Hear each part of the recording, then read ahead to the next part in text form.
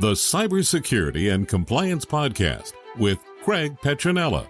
Learn about the most current IT security threats in ransomware, phishing, business email compromise, cybercrime tactics, cyber heist schemes, social engineering scams, as well as hints and tips from leading professionals to help you prevent hackers from penetrating your network and dropping ransomware or malware payloads. This podcast will arm you with the best info to defend your network against the latest cyber crimes. Don't forget to like and subscribe.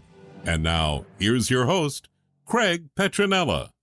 So welcome, everybody, to another episode of the PTG podcast. Unfortunately, Craig will not be with us today. He is actually out for the week. He's spending some time with his family, fortunately for him. So today it's going to be myself, Erin. We also have Blake and BJ, and then we have a special guest who will hopefully be becoming a regular on the show. We have Dwight. He is our oldest, newest tech, but I don't mean old as an age. So he worked at PTG a while ago. Now he's back again. So Dwight, do you want to tell us a little bit about yourself? Sure. I've worked for Petronella before back in 2010. So this is my second engagement. And basically, I come professionally from a systems administrative role, and I've been doing that now for the past 30 years. So I've worked for a myriad of different companies, mostly managed service providers throughout North America, actually throughout the world. And I have a glass half full mentality. So I try to keep that out in front all the time. And I like technology and working with people. Yeah, welcome back. We're definitely glad to have you here. Thank you. So you're long before our time here for sure. Tell us what it was like to work for PTG back then. I'm sure a lot's changed, obviously. The company was relatively new because Craig's been in business now for 20 years, going from a break fix at the time to a managed service provider type of perspective. And there was a lot of work, a lot of the customers back then that I see now. So they stuck around. PTG has been doing a good job. Otherwise, they wouldn't still be there. I remember the demands of work were really heavy at the time, a lot of after hours stuff.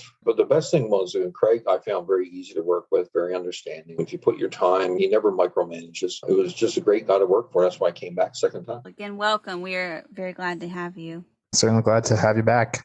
Glad to be back. So today, BJ found an interesting article for us to talk about where a cybersecurity analyst stole nearly $600,000 in cryptocurrency from a client. That's a lot of money. Which is exactly how you don't stay in business for 20 years as a cybersecurity firm. Exactly. I think if we were stealing crypto from our clients, it would already be known by now, would be my guess.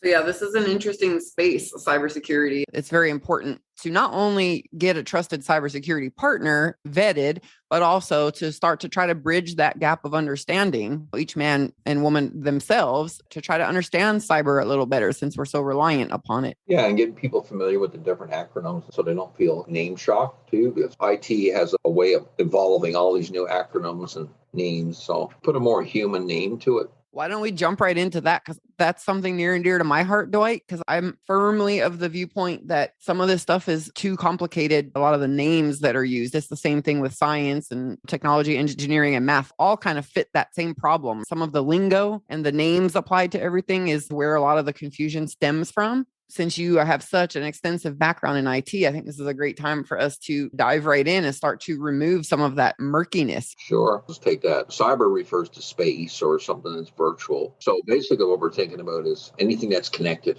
to the internet or outside of your space. Would be your internet connection, remote services that you're using for work. It could be home related, but because we're a business, we're speaking mostly to the business world. And then everything connected between the two.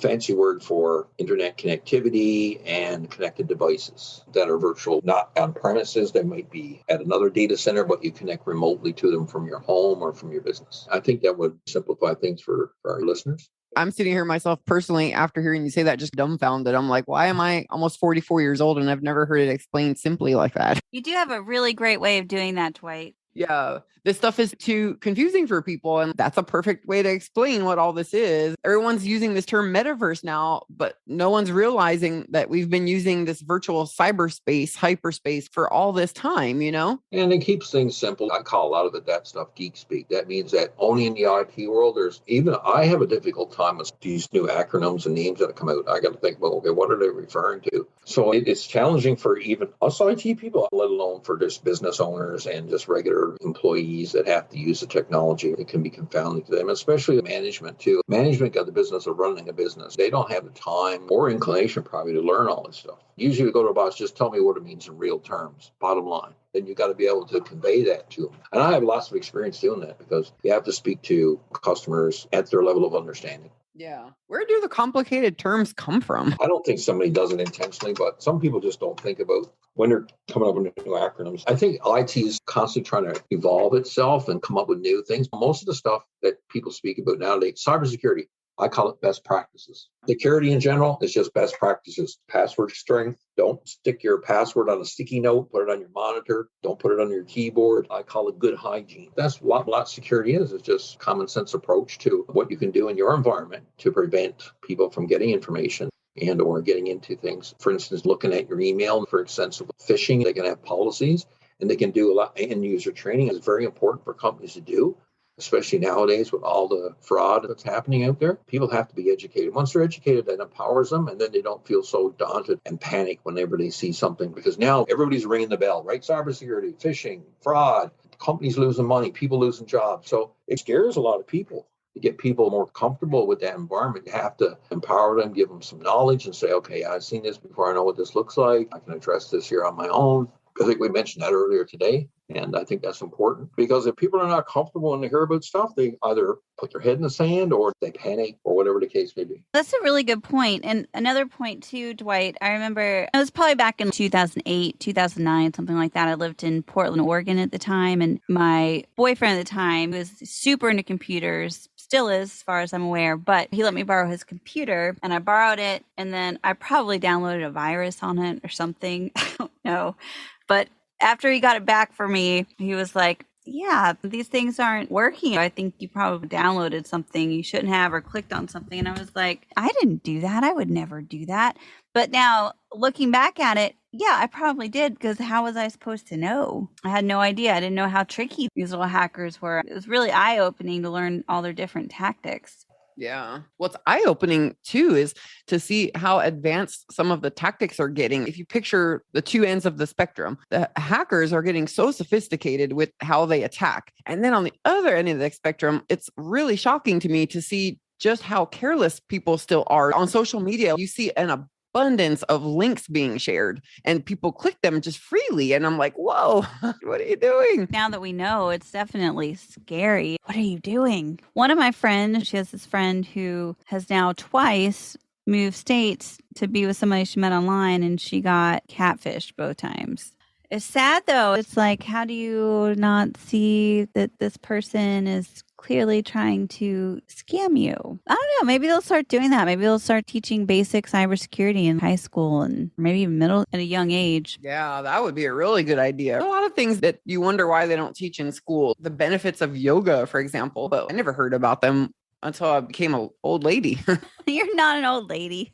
If you're old, that means I'm old. You're not old, BJ. No, but yeah, that is a good point. Maybe they will start doing that. I feel like you have to. I remember taking typing classes. That was a long time ago now, but you just wonder when they're going to start. They're probably slow to change the curriculum and things like that. It's really not going to keep up, is it? We need to do a better job. Teach those children not to get scammed.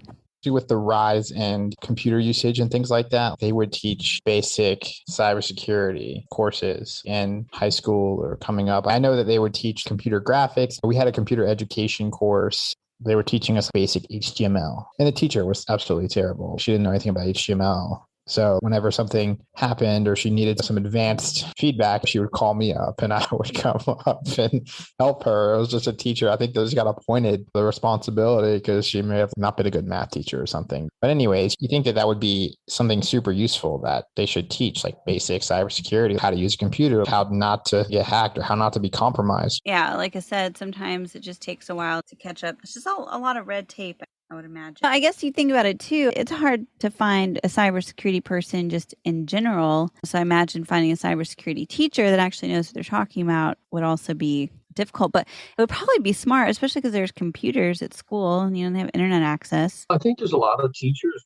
Going back to defining cybersecurity, there's lots of people that have good IT hygiene. So I guess once you break cyber down into it, basically it could be a security administrator, a security analyst, or something like that. That's more the names. Now, systems administrators are also cyber security specialists too, because that's a part of their job.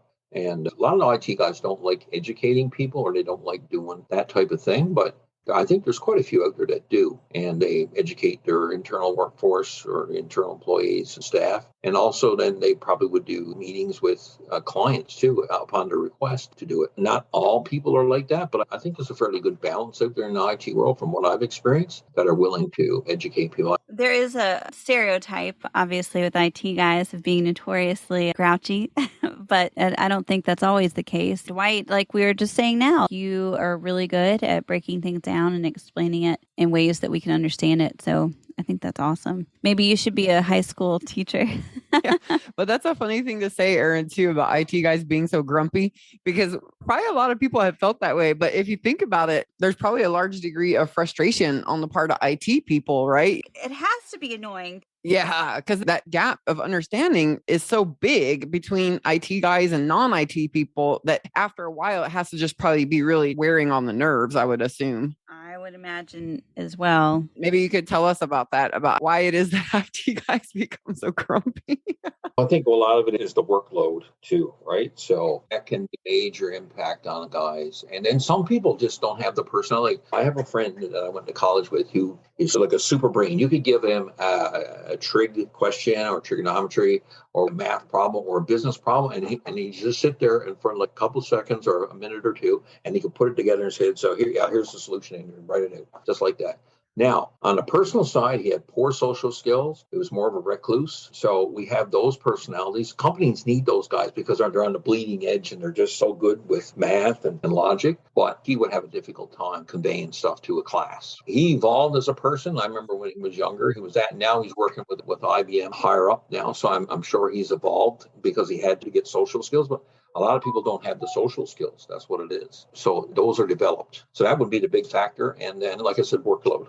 Some people are just overworked and they don't look at end user training as a priority in their world. And that's why some of them are grumpy or uncooperative. People do the same thing. And it's different people doing the same thing over and over again, though. And you're like, just don't click on a link or whatever it is that they do. And you're like, just don't do that. Does that factor into it sometimes? Yeah, too. That's what it comes down to, I think, when any company or business is to have an acceptable use policy that all users have to contend with. And that may involve training, too, and stuff that's required. Like you can say, upon a new employee coming on board here, you have to complete these courses. And these are critical things to the functionality for your role and for the business in general. And then once you sign off on those things, then the company thinks that you understand and you know what you have to do in these circumstances. And then a user has to take responsibility, or an employee, you have to take responsibility for your environment. So personal responsibility, proper education. And then if somebody steps outside that, say if it's a company, and you say you've had repeated times where this particular user, and I've seen this, where a repeated user messes stuff up from a phishing attack or whatever, and they knew what to do, then they have to be dealt with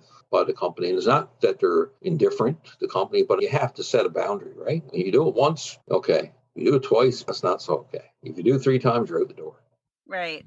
So personal responsibility, your function as an employee, you have to have a certain level of autonomy. I think all businesses now are looking towards that. They want their employees to own their workspace. And it's not hard. It's not difficult. If it's given to people properly, the thing is you have to give them proper education. So you can't put step 3 before step 1, and you have to order it out nicely, especially if these people are like an accountant. Some accountants are good with IT, some are not. Depends, what their background is. So how do we deal with all these people? Well, then you speak to them as if they don't understand it or they have no knowledge of what you're talking about. So you keep it low, you keep it simple, and you use step 1 or checklist. Checklist 1, checklist 2, checklist 3. Everybody can follow a checklist. Yeah, very good point. I like your Zen way of going about IT. I think that's fantastic. And I personally haven't had a lot of problems with like IT people being grouchy. I just know that that's a bit of a stereotype. I think you consider those factors into. Most IT people are very open to help. Most people are very professional, very cooperative, want to help. And like I said, if these mitigating factors like overworking and what their expectations are, and basically defining their role and what they may or may not be called on to do, are established up front, and then they just adapt to their environment. But like I said, some companies don't. They have this I call it dysfunctional IT family or business in general, where nobody knows what the right hand is doing. Everybody's kind of off doing their own thing. That can be a real challenge that way too. It's about team environment, having a positive atmosphere and wanting to make the company and its environment the best that you can contribute. I've seen too with some companies in Raleigh, they have maybe about 10,000 plus employees and they have 4 IT guys.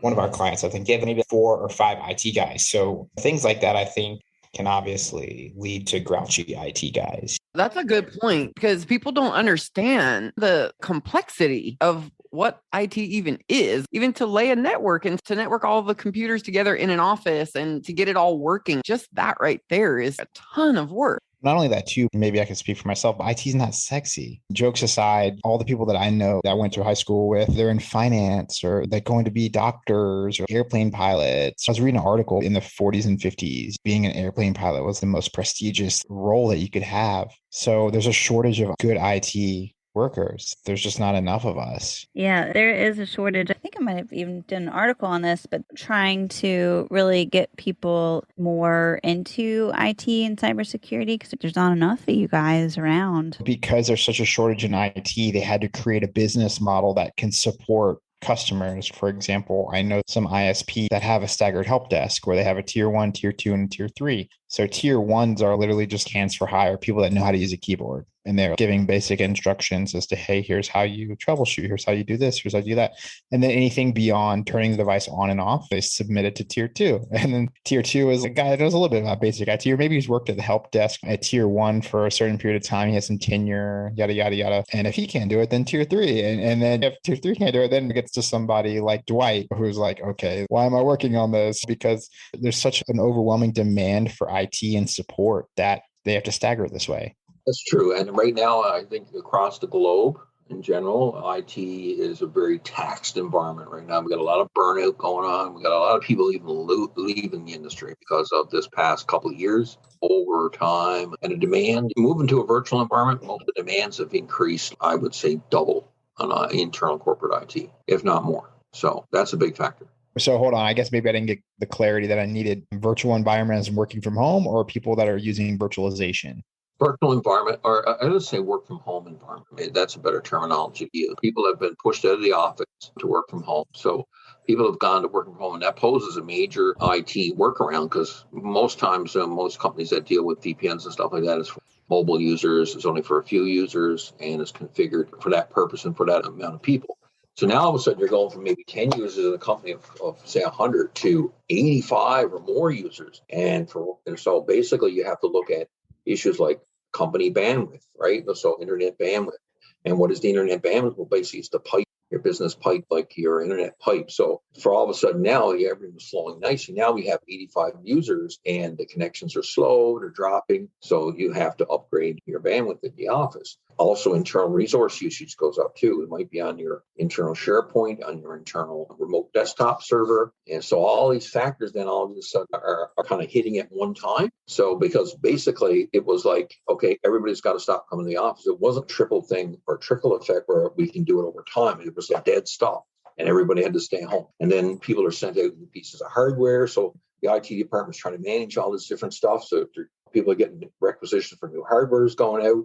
A lot of times there was not enough time to prep the new laptops and all that stuff to their employees. A lot of stuff had to be done manually, remotely. So that poses a challenge as well. A lot of people that were working from home, they're not actually in the city. So they had very poor internet service. Maybe they're out on a farm, or maybe they're out in the country somewhere where they don't have a great internet service provider. That poses multiple levels of complexity. And then, of course, having to work around all that stuff. That was probably the hugest IT boom. I think it was probably January of 2020, maybe. Once COVID hit, snapping their fingers within a matter of seconds, people were like, okay, the offices are shut down. What do we do? Everybody's working from home. How do we transition into this as quickly as possible? People that weren't prepared for it. And that's the way it happened. It was a dead stop. Everything stopped at the way it was, and it's probably never going to be back to normal. And I would say from my observations that things remote work now is a very popular thing. A lot of people like the freedom. I haven't spoken to very many people who don't like working from home. Yeah. In my generation, I'm 31. So I'm never going to an office again. I think I got my first work from home job. I worked for a nonprofit credit counseling agency, and they sent me home maybe 8 months after I started working there. And then I worked from home for 4 years, and I got laid off. And let me tell you, going back into the office was a challenge. After 4 years of working from home, it was not fun. We had a small IT department. I might have only had one person actually, but she was really good, and she's made sure that everything was set up properly. But whenever we went home, it took time to be able to do that because they had to make sure everything was set up and all this stuff. I remember we wrote a lot of blog articles on that too when it first happened, because that was a big concern that everybody was going to go home really quickly and nobody was going to be prepared. And the hackers know this, obviously, and obviously that hackers also have no shame. So of course they're going to try to use that to take advantage of whatever vulnerabilities that they can. I really think they did. They did a really good job. There was a big increase in 2020 and 2021 of hacks successful. They seized on the opportunity for sure. And of course, how criminals do. It's just in general. They had the riots in all the states, in all the different cities across the U.S. People just smash and grab, right? So same deal, same thing. Not only that too, but immediately COVID was ravaging through China, and a lot of the networking equipment was made in Asia or abroad. And obviously those factories have been shut down, and then boom, COVID hit here. So not only was there an immediate demand for how to secure home networks, but a shortage of actual networking equipment. That was a big old mess. It's just like ripe for it to be taken advantage of. When criminals see opportunities, they're opportunistic, right? They're just like salespeople. They see an opportunity and they go for it. So they have a different mindset than us normal people will, but they see an opportunity, say, oh, yeah, okay, I'll just set up a website. And it all looks legit and everybody's feeling so sympathetic. And then they send money to this fund or whatever. So they prey on that. And that's always been that way, and it always will be. It's just now moved into the internet realm as opposed to getting flyers and brochures in the mail and stuff like that. Speaking of opportunistic, I literally was just on the podcast and I posted it in our Teams chat, but somebody sent me a text message saying, oh, log into your T-Mobile account. Da, da, da, da, da. And of course, once the first thing you do is you get an auto text message or you try the word stop because you don't want it to keep coming. And then next thing you know, a blue bubble pops up because I have an iPhone. So it was sure enough an iMessage. And then I just said, I couldn't help but laugh. I was like, this is the worst scam attempt I think that's ever been tried on me. And then I just was like, yeah, first of all, I don't even have T-Mobile. And then all of a sudden I get a red message that they read my text message. Come on, guys. Get more creative if you're trying to scam me. You got to understand there's nothing free, only probably getting a cold or a flu. When that flash of sign comes up free, there's always some conditions to it, especially out there in the digital world or the paper world or whatever. It's a hard thing to understand that your data is worth so much money. Your data is everything to Facebook and Google and Microsoft. Yes, it really is, which is kind of sick in a way because your data really defines you as a person. So it's kind of like owning the person because your data truly does define you. We could literally lead into that, but there's a Netflix thing. I can't remember what it was called, but I can look it up again. They were talking about how your data can tell you everything you need to know about you, your persona, and they can influence you in your buying habits and your patterns and in the way that you feel politically about a certain political candidate or this or that or whatever. They can influence a lot of the decisions that you make on a day-to-day basis based upon the data points that they have on you. I can't remember how many points it was. It was like 5,000 data points, or I don't even know, something crazy. It's just so creepy to think that they do that. It's the same thing when you're talking to somebody, like I'll be talking to my boyfriend or I'll be talking to somebody and all of a sudden you open up Facebook and the very thing that you're talking about is right there in your ad and you're just like, oh, this is so creepy. A whole nother aspect to that is there's an old quote that says the pen is mightier than the sword. And the danger in this and the owning of data is that if people are having epiphanies out there in the wild and they're posting these on their social media, this literally gives the people that air quotes own the data the ability to steal those ideas. I had a company, I was doing a contract for a company and they got hit with a phishing attempt. And the way they had their Office 365 environment and their accounting and their bank all set up is there was no call from any kind of a officer from the company. So if somebody had the proper permissions internally on all their software, their accounting and their bank and what number of bank accounts, unless there was a stop that said, no, somebody has to verify transactions from the branch, I guess they were trying to streamline things, make things mostly as automated as possible. They lost $1 million. Somebody took $1 million out of their bank account and transferred it to a Chinese no-name company. And all in the matter of a couple hours after a phishing attempt, someone got permissions. They got a global administrator account in their Office 365, went into all their other stuff, changed stuff, passwords and whatnot, the banking information, got legitimate information, answers to security questions. Boom, $1 million gone. How did they answer the security questions? They got into their banking system, their online banking system that business was using. I don't understand why they didn't have some kind of a phone call, or they even changed the 2FA. So they had 2FA on, but they got in and changed all that stuff. Well, they had 2FA on they didn't have it on for Office 365. They had it on for the banking information or something. Anyway, I can't remember all the particular details, but this guy or this person was able to circumvent all this stuff. Anyway, and they did lose $1 million. It was set up improperly internally with all the different integrations that they had. And so the bank even said after, I think, that if you had a verification process was involved, a callback to the business to speak to a specific person, then this never would have happened. Coinbase has been having a lot of things like that happen where there's people that have lost over $1 million. Like I think somebody even lost $13 million once, and it was the same thing. To me, that sounds like an inside job. That's just where my mind goes. But maybe it's not. I guess their security could just be that lacking. Well, there's thieves everywhere. There's lots of stories of inside jobs. And so that's not to say it didn't happen. Did it? Maybe. Who knows? I don't know to this day that other event, if that one where they lost $1 million. I never followed through the investigation, but I just dealt with it purely because I got called into it. So I don't even know if it was in the news. But usually a lot of the stuff, they'll pick and choose what they put. I guess it depends. Most of the stuff will show up in the local news. It was only for it wasn't a really big city. But I was actually called into the job to track down and get as much information on the details as possible. And this wasn't even super complicated. Have an officer from the bank call and verify a transaction over a specified amount of money, or if something looks suspicious. The bank didn't see anything suspicious. Sometimes the banks, if you withdraw or you send money that's over an amount that based upon your history, your bank will stop and say, they'll put a hold on it, and then you have to call in and verify. So none of these processes were in place. So for whatever reason, but it was an expensive learning lesson.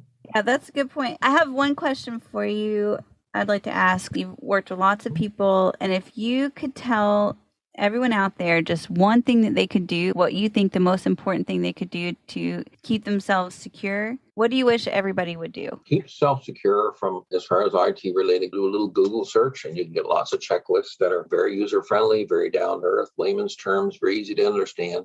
There's lots of information out there, like 14 steps, 10 steps how to secure my home environment, 10 steps to set up my home environment, 10 steps for best practices of working from home. So, just talk to Google as you would talk to another person and ask them a question. And that's a great place to start. And that's what I would suggest. Ask questions, be curious. Trust nothing, trust nobody, because they definitely will take advantage. Well, that sounds good. Blake, BJ, do you guys have anything else you want to add? No, this is a great stopping point because now Dwight's got the wheels in my head turning about this owning of data thing. And now my mind just went down a rabbit hole. So yeah, I watched that documentary you're talking about, Blake. It's on Netflix. It's about Cambridge Analytical, I think. Yeah. Craig brought that to my attention and that startled me, but it didn't startle me to the depth that I'm feeling startled right now because I'm like, wait a minute, your data really does define you as a person. And now they have the ability to use machine learning to figure out at a very deep level what the data points mean.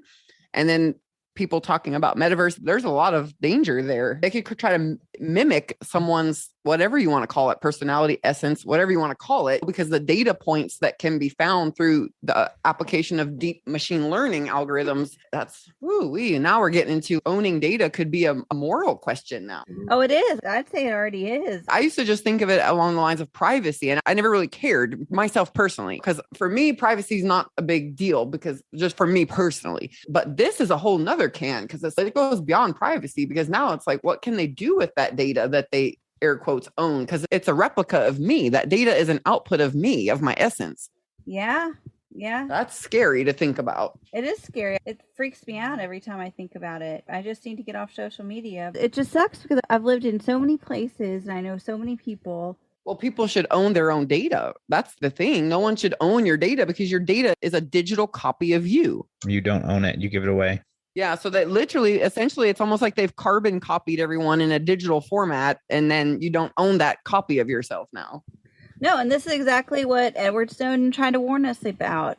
back in the day. This is the exact same. Have you read his book yet, BJ? It's really good. No, I didn't. I remember watching the movie years ago and I thought it was wow. That's wow. The book's even better, I would say. I'm sure, yeah. The whole thing is very alarming when you trace it all the way from what we learned from Snowden. And then you take it to present day. You have Facebook and having literally everyone's data to a degree that we probably can't fathom, because Facebook announced a few months ago that they were going to have the world's largest supercomputer here by this summer or something. And so the possibilities of what they could do with that data, and then reading the articles about the borderline obsessiveness of this metaverse thing, it's just getting a little bit strange. The whole thing's getting a bit strange. I don't know if you guys saw it, but the employees of Facebook, they had a nickname for Mark Zuckerberg, and it was something about the Eye of Sauron or something. And what is all this? What's really going on?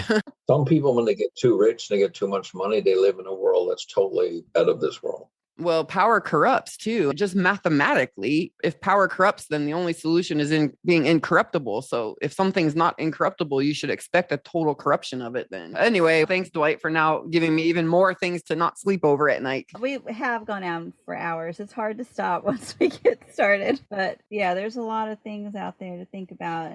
Rabbit hole avoided. Yeah, now it puts it in perspective for me. You guys know that I've been following that project on Web3, Skynet, on the Saya blockchain. And the guy who developed it, the lead developer, David Vorick, I never understood, because he's always drilling all the time on this. You own your data. Users own their own data. They own their own data. And I'm just like, big deal. Who cares? But now I'm like, oh my God, the light bulb just went off. I always thought, why is he making such a big point of that? I don't care about that. You know what I mean? I want other things about it. But now I'm like, oh, wow, that is a big deal. Yeah, for sure. Well, great talk, guys. Yeah, we could definitely talk about big data. But thank you, Dwight. I really do hope that you're able to join us often. I will make my best effort. It's great to have a different perspective on it too. It's nice to have a technical perspective. And that's exactly the gap that needs to be filled, is the understanding between IT and cyber. They're coming from two totally different angles. And as that gap is filled and people start to understand things more, then we'll value cybersecurity better the more we understand IT. And I think, like I said, different perspectives are good, because we get an understanding of each other and the way people look. Everyone looks at the world differently. And then it's also educational for us, because we don't become narrow-minded and we become open-minded, and we're willing to think and absorb other people's thoughts and ideas. At the end of the day, we make our own decisions, which is what we're going to do. But at least we're educated. And if we're open, then we got all the information we need. And with that, I'll have to leave you. Beautiful note to leave it on. All right. Thanks again for joining, and we'll talk tomorrow. Okay. Absolutely. See you guys. All right, bye, guys. Thanks for listening to the Cybersecurity and Compliance Podcast with Craig Petronella. For other episodes and more information, visit PetronellaTech.com. Also visit our other websites, ComplianceArmor.com and BlockchainSecurity.com. Don't forget to like and subscribe. Thanks for listening, and stay secure.